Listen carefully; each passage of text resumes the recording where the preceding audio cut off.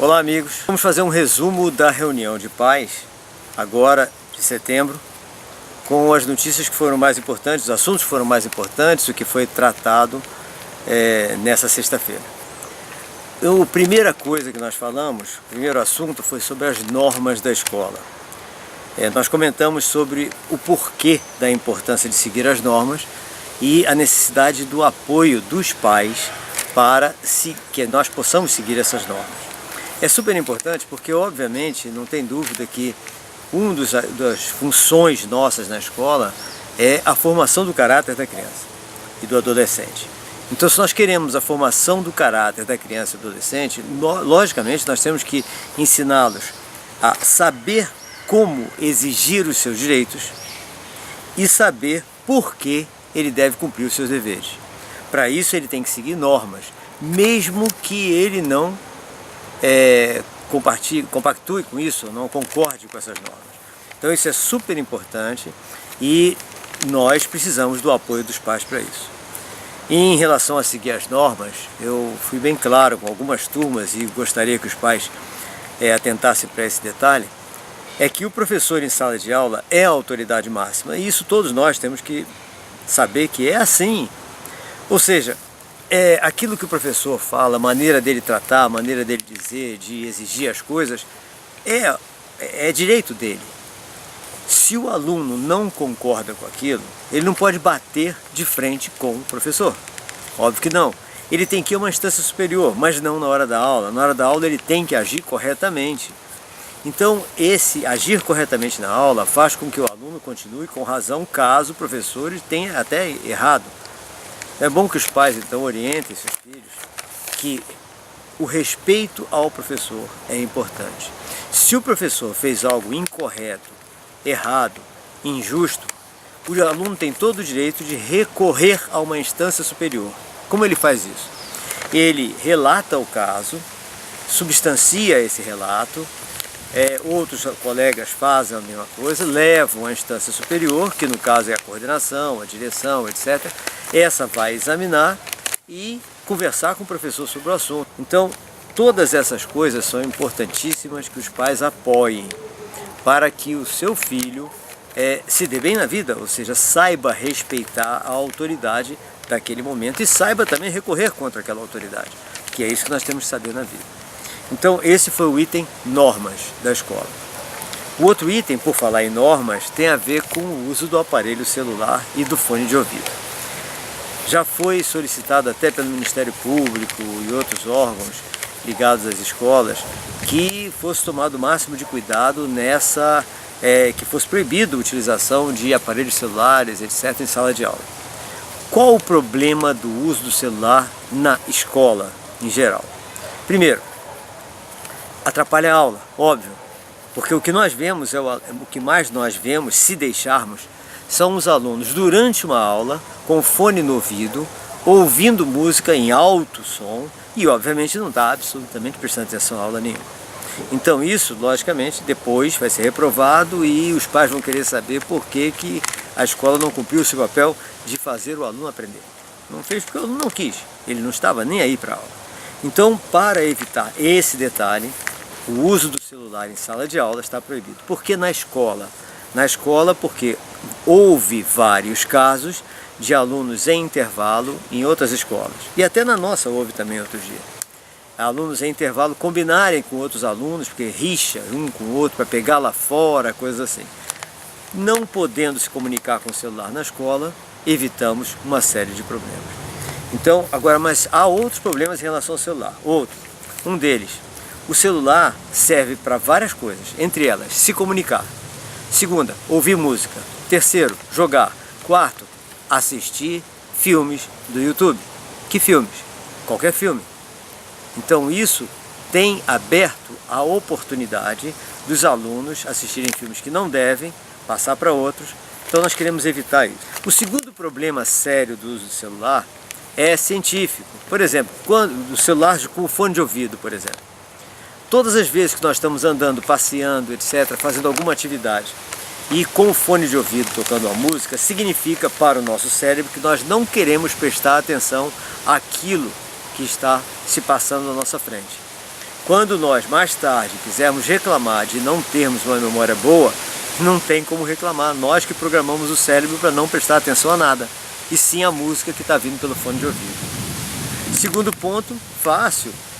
Se nós estamos com fone de ouvido e alto som, alto nível, lógico que os elementos sensores instalados no nosso ouvido, ou seja, na nossa cóclea, vão começar a deteriorar, surdez mais cedo.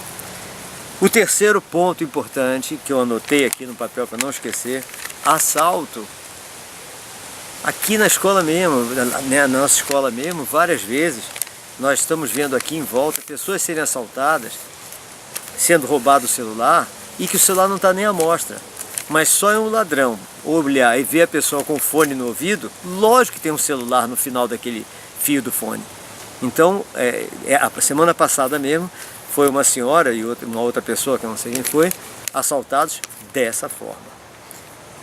O outro item muito importante que nós falamos na reunião, agressividade.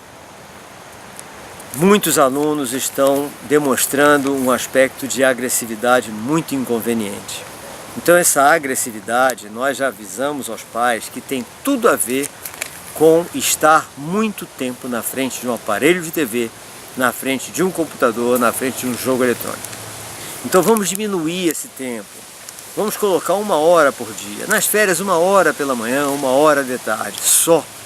E vamos encontrar outros meios, outras formas de nossos filhos se divertirem, para que eles não fiquem com o problema seríssimo do aumento do índice de agressividade.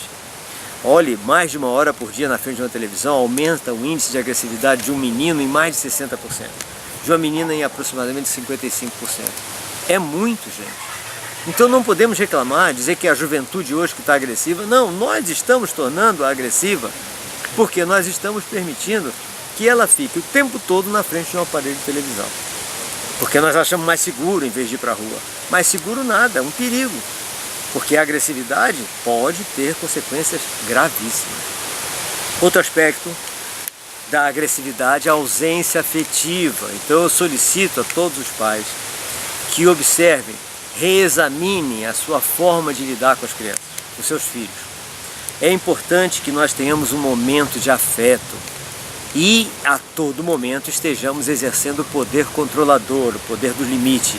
Tanto o afeto, o amor, o carinho, quanto o limite são companheiros, devem andar juntos. O amor significa amar, dar afeto e controlar.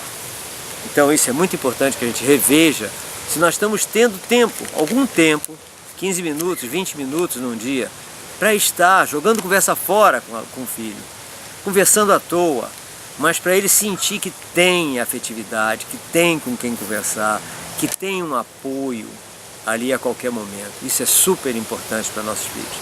Então esse momento afetivo diminui bastante o índice de agressividade das crianças. Vamos insistir para ter esse momento. Quem tiver a semana inteira sem condição de encontrar o filho, faça isso no fim de semana. Mas é muito importante esse momento de afetividade.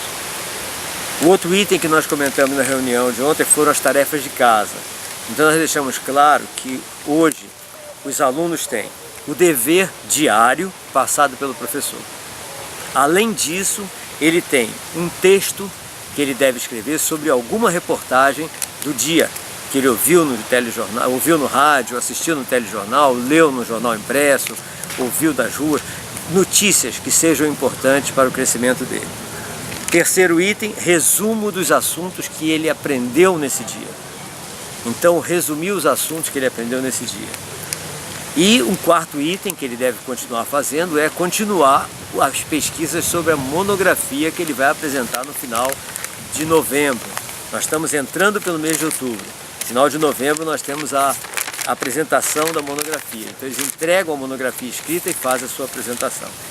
Então as tarefas de casa, repetindo, o dever diário passado pelo professor, o texto sobre uma reportagem, o resumo dos assuntos que ele aprendeu naquele dia e a continuidade da monografia.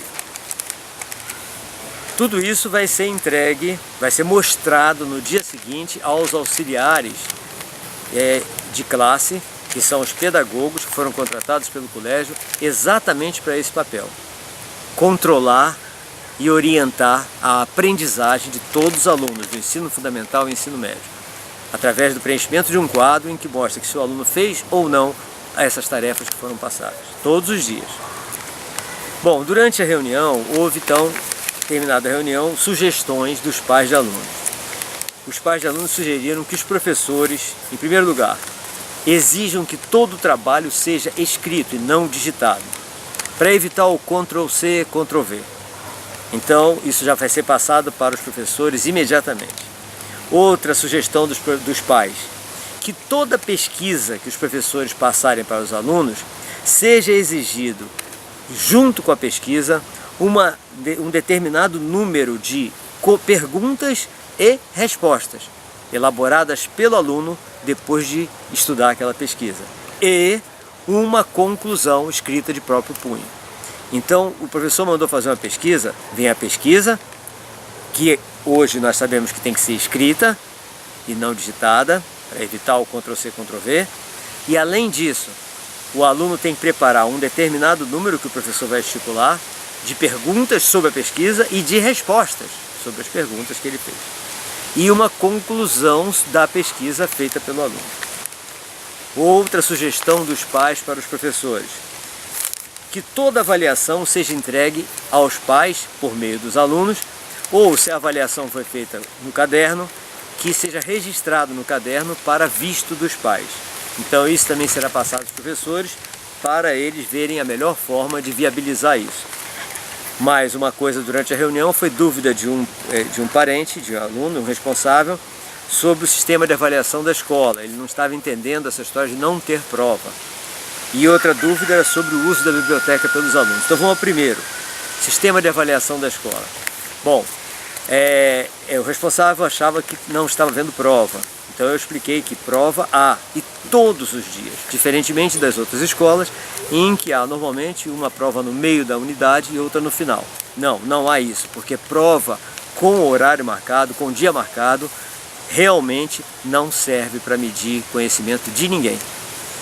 E dei um exemplo, uma escola em que marcou prova de matemática para terça-feira, não pôde ser terça-feira porque houve um problema com a impressora, e quando chegou na quinta, a impressora estava pronta e relatou-se, hoje vai ser a prova de matemática. Houve uma gritaria geral dos alunos e os pais telefonando, também reclamando. Disseram o seguinte, os pais: como é que vocês vão fazer uma prova na quinta-feira de matemática se meu filho estudou para terça? Ele estudou para fazer a prova na terça, não pode fazer na quinta. Na quinta ele já não sabe mais nada. Está aí explicado por que prova marcada não serve para nada. Na terça-feira o aluno acertaria grande parte da prova. Na quinta já não acertaria, porque passou o prazo de validade do estudo dele. Gente, que isso? É por isso que o nosso sistema avaliativo não tem prova marcada, não pode ter. Tem o menor sentido prova marcada. O aluno não pode saber que dia tem prova. E as avaliações tem que ele saber que todo dia tem, então ele tem que estudar todo dia para avaliação. Aí ele vai cumprir o objetivo nosso, que é aprender, realmente aprender. E para o aluno aprender, basta que ele estude na tarde do dia que ele teve aula, para que durante a noite o cérebro sozinho transfira esse conhecimento para o córtex cerebral. Se no dia seguinte, na prova, o aluno for levar uma pesca, eu já até avisei aos professores, finge que não viu, porque só em ele ter preparado aquela pesca, já atingiu o nosso objetivo, que é ele ter estudado no dia que ele teve aula. Bom, a outra dúvida foi sobre o uso da biblioteca pelos alunos. A biblioteca está à disposição dos alunos, tem livro que não acaba mais, um acervo muito grande, está à disposição de todos os alunos, sim, todas as tardes, não pela manhã. Todas as tardes, porque o nosso colégio não está com funcionários disponíveis para de manhã atender ou abrir a biblioteca. Então a biblioteca está aberta à tarde, ele vai, estuda, lê e pega livro emprestado também. Então todos já sabem. Bom, gente, então essa foi o resumo da nossa reunião e agora eu gostaria que vocês assistissem a surpresa que nós tivemos na reunião de pais, que foi o coral dos nossos alunos.